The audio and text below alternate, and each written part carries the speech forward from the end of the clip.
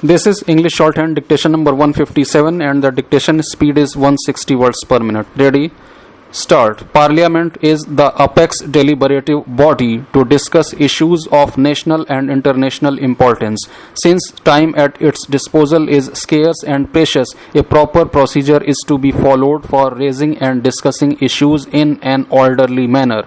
Motion is one of the important parliamentary devices through which members can raise matters of urgent public importance. Experience has shown that motions moved in the House not only help in eliciting viewpoint of the government on the issues raised, but also make the government to act cautiously and in accordance with the views expressed by most of the members. Motions are the very basis of parliamentary proceedings where matters of public importance are being deliberated.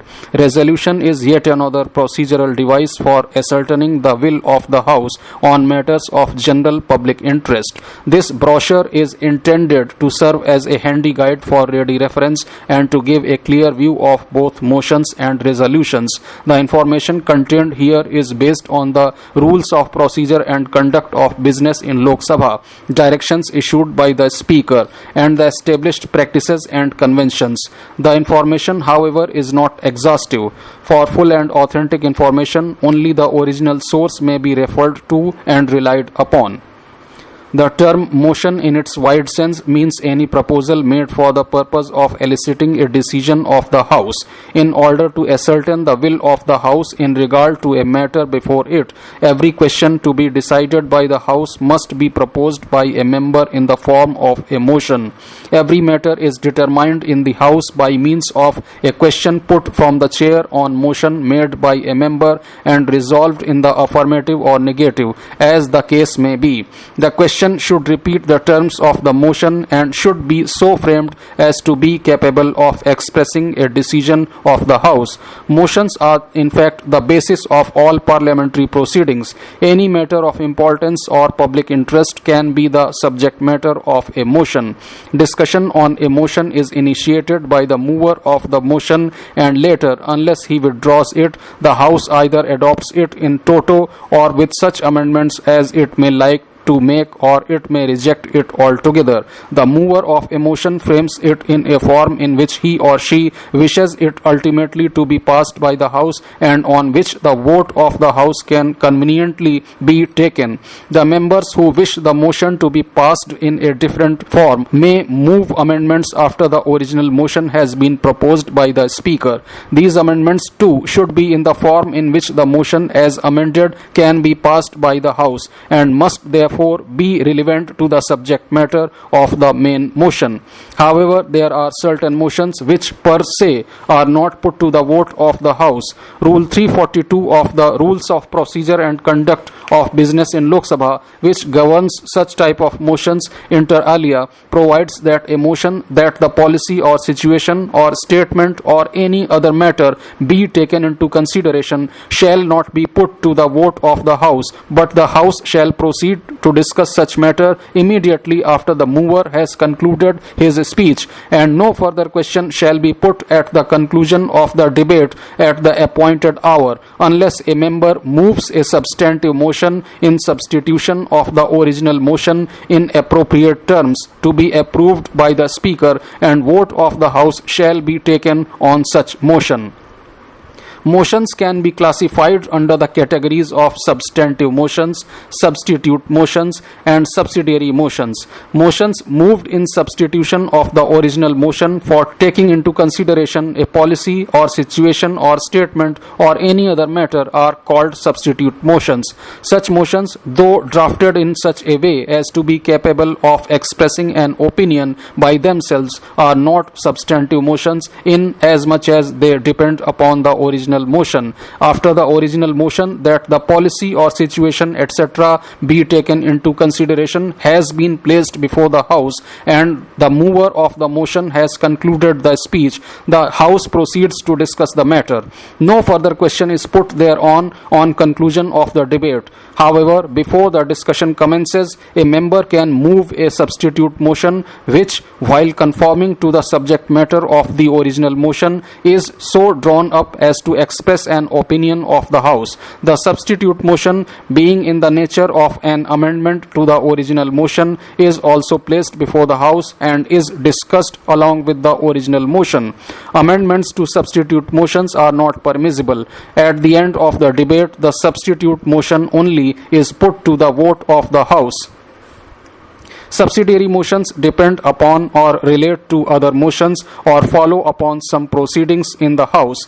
They by themselves have no meaning and are not capable of stating the decision of the House without reference to the original motion or proceedings of the House. Subsidiary motions can be further divided into ancillary motions, superseding motions, and amendments. Ancillary motions are motions which are recognized by the practice of the House as the regular way of proceedings with various kinds of business. Superseding motions are motions which, though independent in form, are moved in the course of debate on another question and seek to supersede that question. In this class fall all motions of dilatory character, where the speaker is of the opinion that the superseding motion is of a dilatory character in as much as no unforeseen or new circumstance has arisen to warrant recirculation or recommittal of the bill. The speaker is empowered to put the question upon it forthwith or even decline to propose the question. However, when a superseding motion is moved and the speaker does not hold it to be dilatory, the motion is proposed as a new question superseding the original question and has to be disposed of before the debate upon the original question can be resumed. But the debate upon such a motion must be strictly relevant to the reasons in support of the motion. Amendments are subsidiary motions which interpose a new process of question and decision between the main question and its decision. Amendments may be to the clauses of a bill, to a resolution, or to a motion, or to an amendment to a clause of a bill, resolution, or motion. The notice of a motion is given in writing addressed to the Secretary General. Notices of motions can be given from the date following the date of issue of summons for a session. In order to ensure that members who are not in Delhi are not at a disadvantage in regard to tabling of notices of motion, inter se priority of notices on the same subject received within a specified period after the date of issue of summons is determined by ballot. The priority of notices received thereafter is determined according to the date and time of receipt. If the time gap between the issue of summons and the commencement of the session is more than 21 days, notices under Rule 184 on the same subject received within 7 days after issue of summons for a session are deemed to have been received on the 7th day after the date of issue of summons for that session, and their respective inter se priority is determined on the basis of ballot. In case the time gap is 21 days or less, inter se priority continues to be determined with reference to the date and time of receipt of the notices.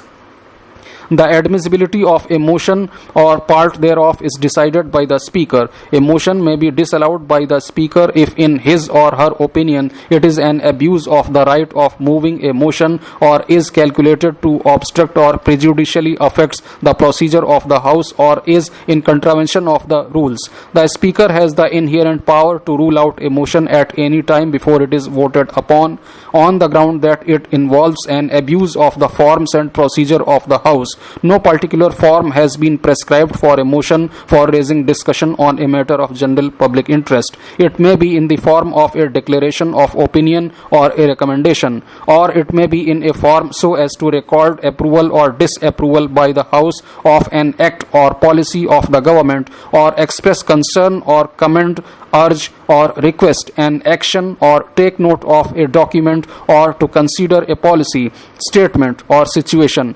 However, motions for raising discussions on matters of general public interest are usually tabled in two forms. Under the first form, the House takes note of a document laid on the table, while under the second, the position regarding a specific matter is taken into consideration by the House. The first form is generally used when a motion seeks to discuss a report or a statement laid on the table. The motion in this form is a non-committal substantive motion and is submitted to the vote to the House on conclusion of discussion.